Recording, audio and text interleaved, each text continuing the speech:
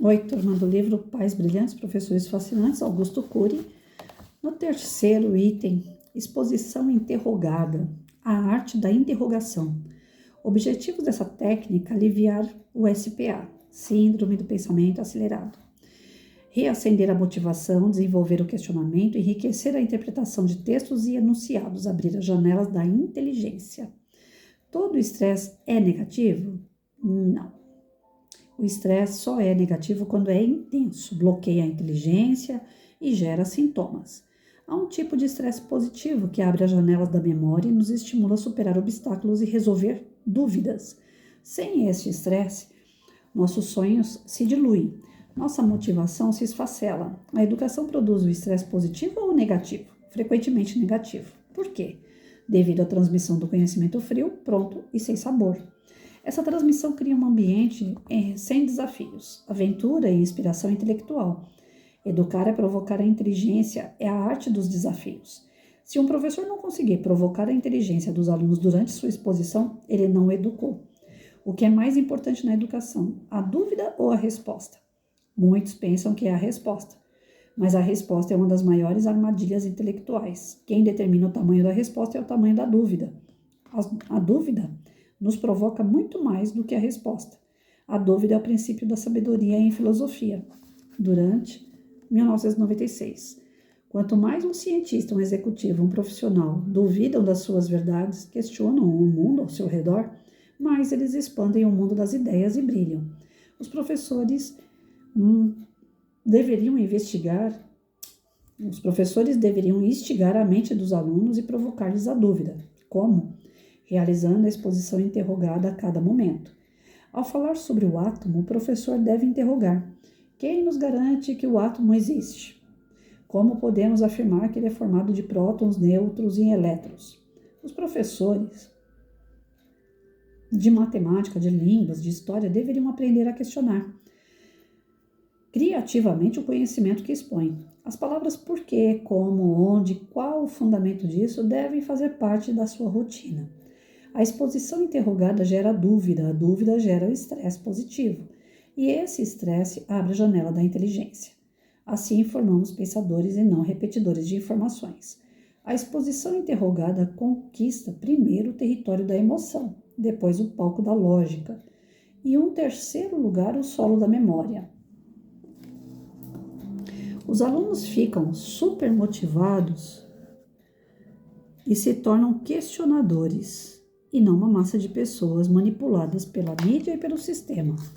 A exposição interrogada transforma a informação em conhecimento, e o conhecimento em experiência. O melhor professor não é o mais eloquente, mas o que instiga e estimula a inteligência, formando mentes livres. Se os alunos ficam na escola durante 4 anos como meros ouvintes das informações, eles deixam de ser questionadores do mundo e de si mesmos, e se tornam espectadores passivos.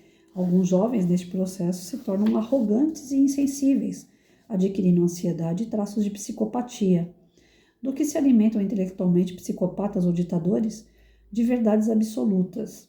Eles não duvidam, não questionam seus comportamentos inumanos.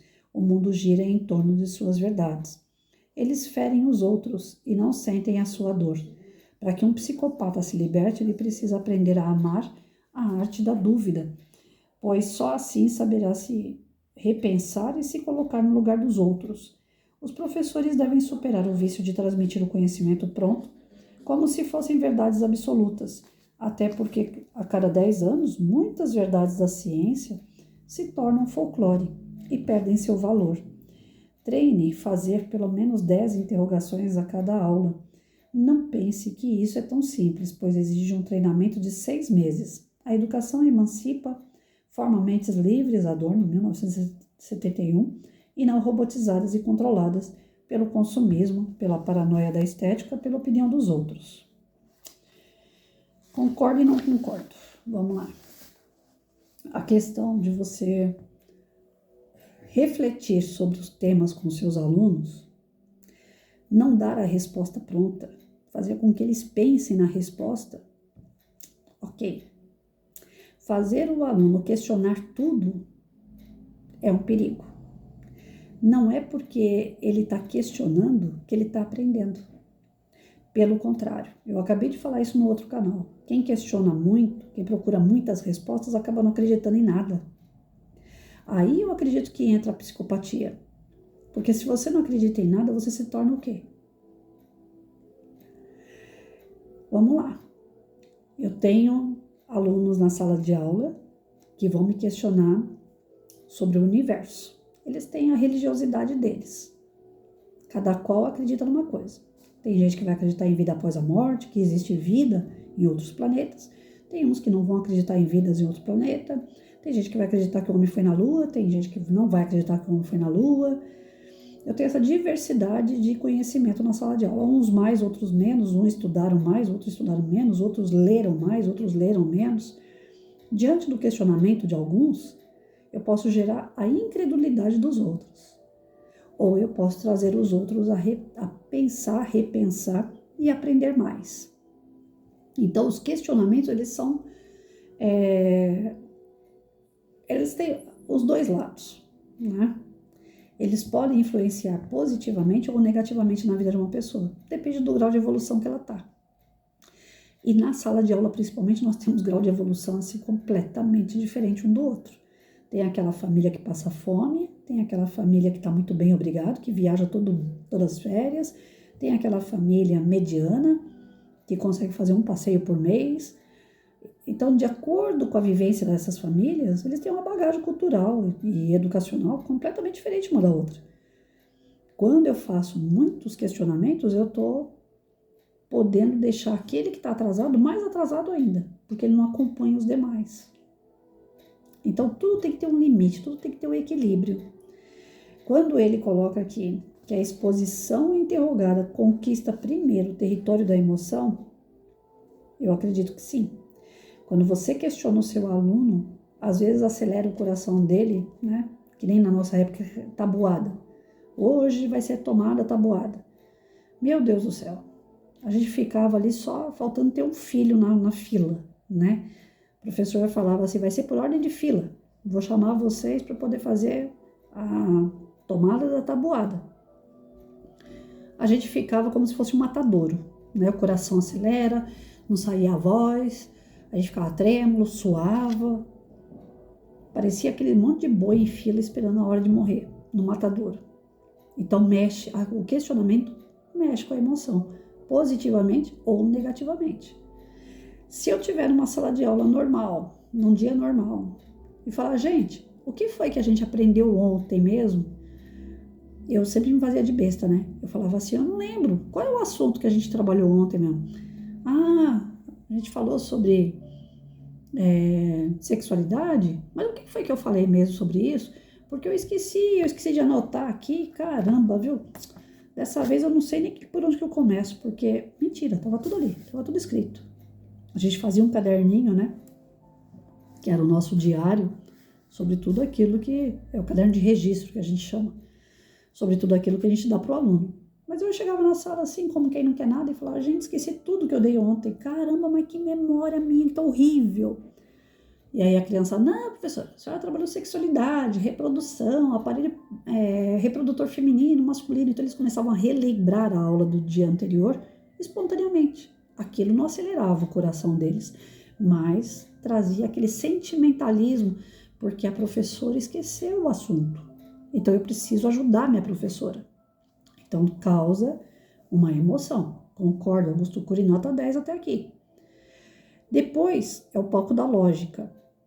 Né? Então, se eu estou forçando o aluno a lembrar algo, aquilo já deu aquele estresse negativo nele, a lógica vai ficar mais distante. Eu posso conseguir fazer com que ele estude a tabuada por entendimento. Eu preciso entender isso para passar de ano, eu preciso disso porque eu vou trabalhar e vou usar. Ou não. Ele fala assim, mas não tem lógica nenhuma. A professora fica me perguntando tabuada toda vez que ela entra na sala de aula só para me deixar nervoso. Ele pode pegar raiva daquele professor. Ele pode pegar raiva daquela aula. Porque a lógica dele é, ou ele vai utilizar aquilo, beleza, positivamente, ou ele nunca vai utilizar aquilo e o professor está de perseguição. Então existe uma lógica por trás. No terceiro, né, ponto que esse tipo de questionamento pode levar é a memória. Eu tenho memória da tabuada negativamente. Toda vez que alguém me pergunta quanto que dá 8 vezes 8, eu já lembro da época que a professora mandava ficar em pé, mãozinha para trás e responder 8 vezes 8. A minha memória não volta no resultado 8 vezes 8, mas na situação constrangedora que eu ficava para ter que responder 8 vezes 8. Marcou mais o constrangimento do que a conta. Tem alunos que não. Graças às atividades que a professora dava sobre tabuada, tal, hoje eu sei tudo. Quanto que é 8 vezes 8? Já está gravado aqui, é tanto. Então, quando você trabalha a parte de interrogatório com o seu aluno, tem que saber como trabalhar. Porque tem as duas vertentes. Aqui, o Augusto Cury coloca só o lado positivo. Trabalha questionamento, porque o questionamento vai te levar à libertação do pensamento e você vai construir os seus sonhos através do pensar. Pensar é se libertar, mas é perigoso também.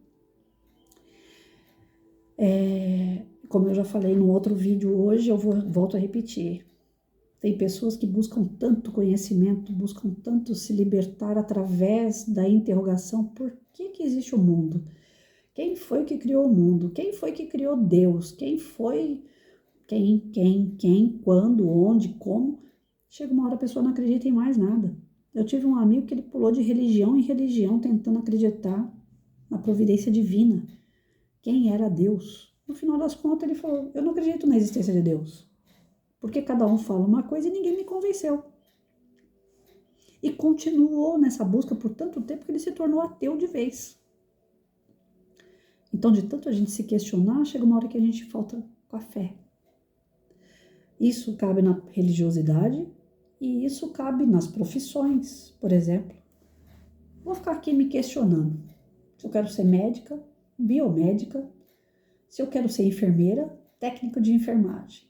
Eu fico me questionando até chegar o dia de eu prestar meu vestibular. Então, se eu for técnico, eu não tenho tanta responsabilidade, é só dar o remédio que o enfermeiro manda.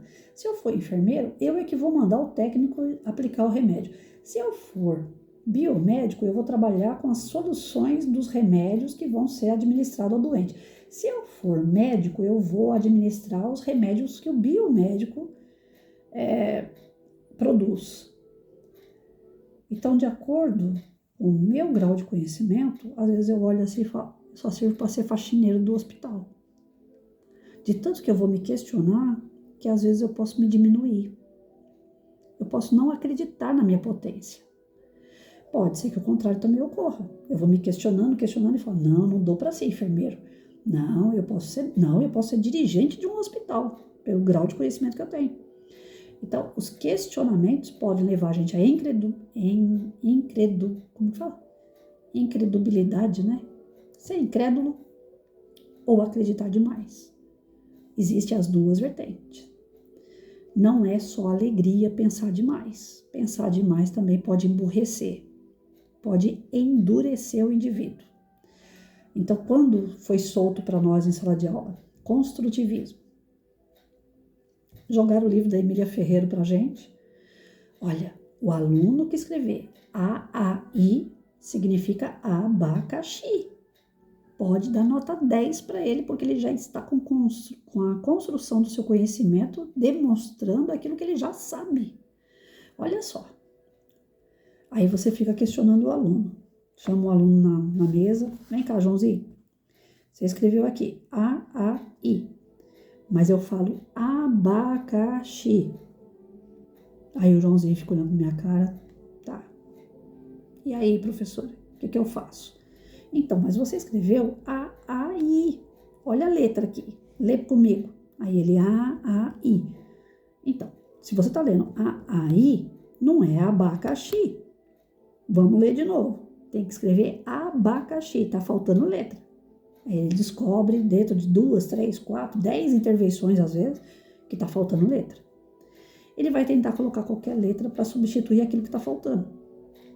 Depois que ele começa a entender, através da exposição do professor, que existe a família silábica Ba, Be, Bi, Bo, Bu, Aí ele vai entender que está faltando o B ali, a Bá, porque tem a família do Bá. Então, o professor não pode dar o luxo de entender como foi jogado para nós o construtivismo, de que o aluno tem um momento dele de despertar através de questionamento. Não. Vai ter que ter um momento da exposição para ele questionar. Se eu não der uma diretriz para o meu aluno, se eu não der um ponto de partida, um meio para ele caminhar, ele se perde. Então, eu discordo com ele aqui, que eu tenho que ficar formando mentes livres, à torto e direito, sem um direcionamento. Eu não posso querer ser a dona da razão numa sala de aula, expor tudo e falar, é isso e acabou. E existe 8 planetas, porque era 9, Plutão virou planetoide e ponto. Eu não posso fazer isso, mas eu posso jogar nos meus alunos, olha gente, até quando eu estudei, tinha 9 planetas. Depois o homem foi lá e tirou um, colocou como planetoide. Vamos pesquisar para saber o que é planetoide? Se realmente Plutão se enquadra como planetoide ou como planeta? Então, eu estou dando uma diretriz. Existem 9 planetas, porém um se tornou planetoide. Por quê? Vamos estudar para ver por quê.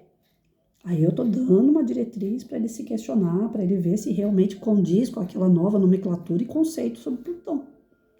Mas se eu chegar lá e falar, não, tinha 9 planetas e Plutão deixou de ser planeta porque ele é pequeno e agora ele é um planetoide, eu estou dando uma marcação de conhecimento, limitando o conhecimento do meu aluno. Mas não posso chegar no meu aluno também e falar para eles assim, gente, será que tem 9 planetas? Será que foi criado esses planetas? Quem é que criou? Se eu começar a jogar muita pergunta, sem dar uma base, sem dar uma explanação sobre o assunto, vai vir respostas absurdas. E não vão chegar a lugar nenhum, mesmo que eu mande pesquisar. Mesmo que essa dúvida eles levem para casa para responder. Porque cada qual vai vir com uma teoria, vai vir com uma coisa e vai virar um emaranhado na sala de aula que a gente não chega num denominador comum. Então, para todo critério de estudo, tem que ter um norte, tem que ter um objetivo. Por isso que o professor, quando vai fazer lá o seu plano de aula, tem que ter lá o objetivo, a estratégia que você vai utilizar para alcançar aquele objetivo, os métodos e recursos que você vai utilizar para chegar nessas estratégias, para poder alcançar o objetivo. E no final das contas, né, o norte para tudo isso, para o professor e para o aluno. Para alcançar qualquer tipo de objetivo, eu tenho que ter um norte. Eu tenho que ter um parâmetro. Eu tenho que estar baseado em alguma coisa. Senão a coisa não anda, gente. Eu não posso pegar um monte de teoria, um monte de teórico e jogar numa sala de aula e falar, tó, se vira. Porque se eu fizer isso, se eu der uma visão ampla demais para o meu aluno, eu não vou fazer uma mente livre. Eu vou fazer uma mente livre de pensar. Porque vai embaralhar tudo na cabecinha dele, ele não vai andar. Então, a liberdade, como dizia meu professor de educação moral, Abelardo, a liberdade tem que ser de acordo com a responsabilidade. Então, hoje em dia, eu posso trocar a palavra responsabilidade, inclusive, por maturidade. Eu só posso dar liberdade para alguém quando ele tem maturidade para isso. Se ele não tiver maturidade, eu não posso dar liberdade. Eu, particularmente, não aceito que molecada de 16 anos tenha voto livre. Eles não conseguem escolher nem a blusa que eles vão usar para poder sair, que dirá escolher um presidente da república. É perigoso dar arma para um civil. Você tem que dar arma para um cara que é militar, que estudou para usar uma arma. Ele vai saber onde, ele vai saber o local, as pessoas e quando e como usar aquela arma. Agora eu pego uma arma e dou na mão de uma Patrícia. Pode sair aí fora, Patrícia, com a arma na mão. Tá, não fiz curso nenhum, não sei para que serve. A qualquer momento eu posso estar querendo usar essa arma. Então não pode ser dado às pessoas aquilo que elas não têm maturidade para receber. Dentro da sala de aula você pode interrogar, usar esse método de interrogação com o seu aluno, mas dentro de uma prudência, com coerência de acordo com os conteúdos. Sempre que eu falava de sexualidade na sala de aula, vamos lá, gente. Agora vocês podem fazer as perguntas. Expliquei. Agora vocês podem fazer as perguntas. Agora, já pensou se eu chego na sala de aula com uma turma que está aflorando a sexualidade, os hormônios já estão começando a pipocar no corpo dessa moçada, e eu falo, o que vocês querem saber sobre sexo? O que vocês querem saber sobre gestação? O que vocês querem saber sobre procriação? Qualquer nome que eu dê a respeito de sexualidade, eu falo, o que vocês querem saber? Eu dou essa liberdade para eles. O que vocês acham que vai sair? Sai até a posição que tem que fazer. Hoje em dia, com essa história de LGBT, ABCG, XE aí, ia sair assuntos diversos numa sala de aula, aonde aqueles que estão envolvidos com o assunto vão explanar. Aqueles que não estão envolvidos com o assunto vão erguer a orelha. Vai despertar para algumas coisas que eles não estão preparados. Então, o questionamento em sala de aula tem que ser direcionado. Essa história de questionar liberta é muito perigoso. Porque às vezes liberta tanto que não vira liberdade, vira libertinagem. E o meu professor Abelardo falava muito, tem uma diferença muito grande entre liberdade e libertinagem. O professor, o pai e a mãe, ele está ali para educar. Ele não pode deseducar. Então, nós não estamos aqui para total, né? Cada um por si. Se fosse assim, não precisava de pai, mãe e professor. Nós estamos aqui para orientar. Aí é nessa hora que eu volto lá atrás e falo para vocês, procurem Isami Tiba. Procurem quem ama e educa. Quem ama realmente vai educar. Agora, quem não ama, pode ficar à vontade. Eu tive uma amiga que falava assim, eu prefiro que meu filho use narguilha aqui dentro de casa, que eu tô vendo ele usar, do que ele ir para casa dos colegas e usar narguilha ou sei lá mais o quê, porque lá eu não tô vendo. Qual é a diferença da liberdade que você tá dando para ele dentro da sua casa, dele fazer algo que não é legal, como se ele fosse fazer fora de casa também? Você já deu a liberdade. Agora ele faz em qualquer lugar. Tem coisas que você não pode dar liberdade. Você tem que explicar e ficar em cima muitas das vezes. Porque aquela criatura não tem liberdade, não tem a maturidade para discernir que aquilo ali é ruim e que ele não tem que chegar perto. Então, cabe ao pai e ao professor limitar. Você não pode estar dando liberdade o tempo todo. Esse negócio de formar mentes livres, eu falo que às vezes o Augusto Cury, ele é muito, né? Ele dá uma florida muito grande na vida e não é bem assim, não. Na prática, não é bem assim. E aí eu falo com meus 32 anos de sala de aula, oficial, fora o não oficial que eu trabalhei. Nós temos que ter uma conduta reta, de moral, de ética, um parâmetro. Opa, até aqui você pode perguntar. Quando chegava no momento de falar de sexualidade com a minha criançada, eu ia até certo ponto. Aonde eles queriam, uma vez uma menina virou para mim e falou assim, ela tinha 10 anos, eu ia fazer 10 anos de idade. A gente falando de gestação, homem, mulher, a necessidade da reprodução como uma condição de evolução humana e tal. Falando os parâmetros científico e correto. Aí a menina virou lá atrás, sentada lá no fundo. Aí ia fazer 10 anos. Evangélica, com parâmetros religiosos bem definidos, mas de tanto ficar ouvindo outras mentes livres, né? Ela perguntou lá, sem vergonha nenhuma, sem obstáculo nenhum na sua questão. Professora, o que é bissexual?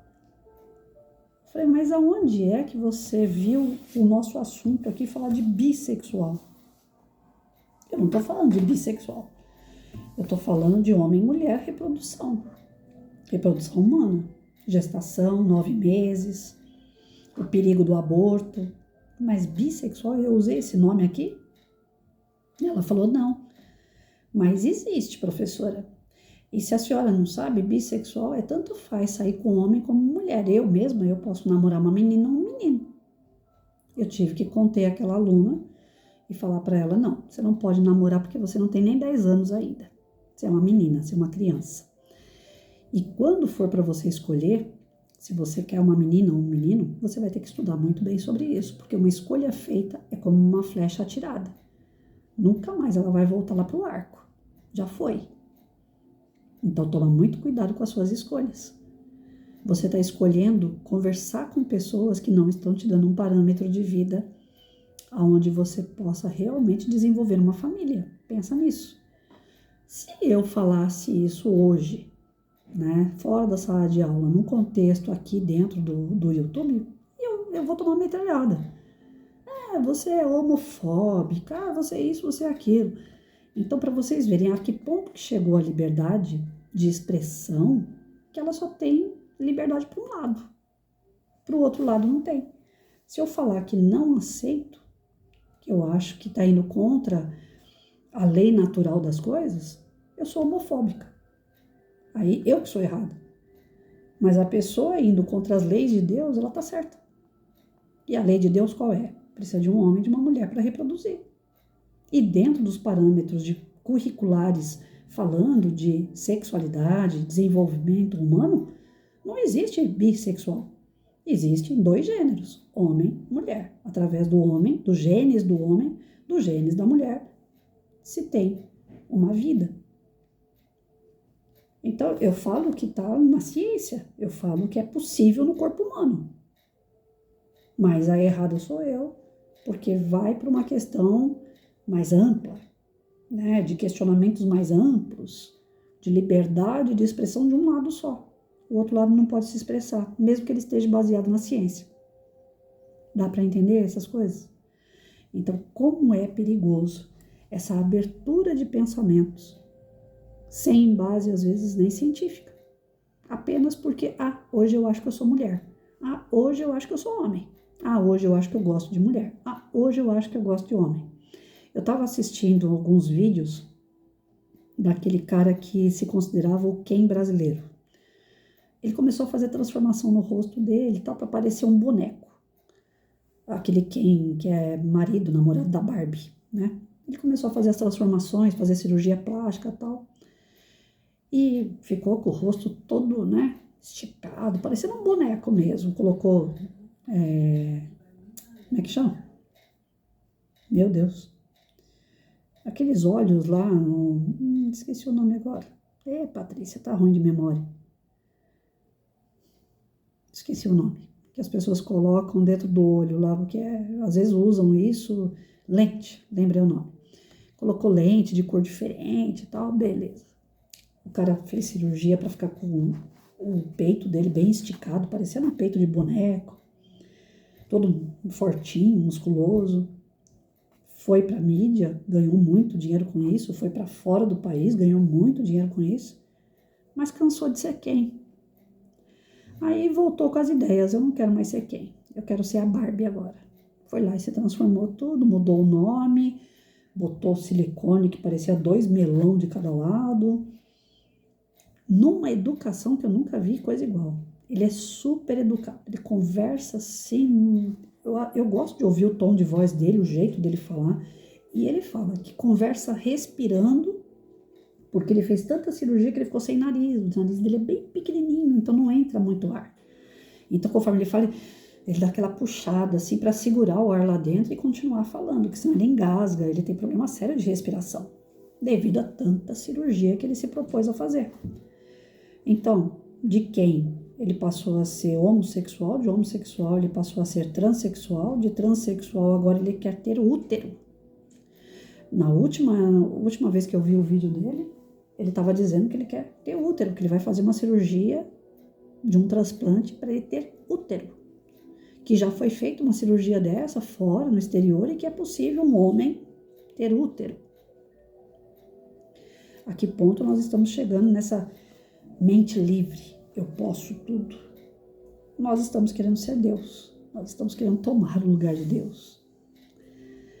E quanto mais o homem se torna orgulhoso do seu conhecimento, mais ele se afunda dentro desse conhecimento. Não é avanço, é atraso. Mas é um atraso mais moral do que físico. No físico ele transforma tudo. O cara tá lá parecendo uma Barbie. Mas em contrapartida, ele é super educado, ele é super, né, de boa, não é um cara promíscuo, aparentemente não é. Diz que quer ter útero porque quer ter filho, quer ter família. Mas atrás de toda essa situação está o quê? O orgulho. Está desenvolvendo o orgulho. Eu posso, eu quero, eu faço. E dane-se a vontade de Deus. E dane-se a vontade da divindade. E dane-se qualquer preceito moral. É a minha vontade, eu vou e faço. Ou seja, não tem limite. O pensar demais pode gerar isso. Então, as nossas condições humanas, elas têm limite e precisam de limite. Por que uma sociedade tem regras? Ah, mas a regra não serve para todo mundo. O mesmo pau que bate em Chico não bate em Francisco. Eu ganho multa porque eu estaciono no local errado, mas a polícia pode estacionar no lugar errado que ela não ganha multa. Mas, de certa forma, todos nós temos a mesma lei. Pode não ser seguida porque os homens são imperfeitos. Mas a lei é que vai reger a sociedade de forma que ela não fique completamente solta. Já pensou se chegasse e falar, a partir de hoje todo mundo pode fazer o que quer? Já imaginou o caos? Quando tem enchente, que nem teve agora no Rio Grande do Sul, teve os saques. Não tinha jeito de conter aquilo.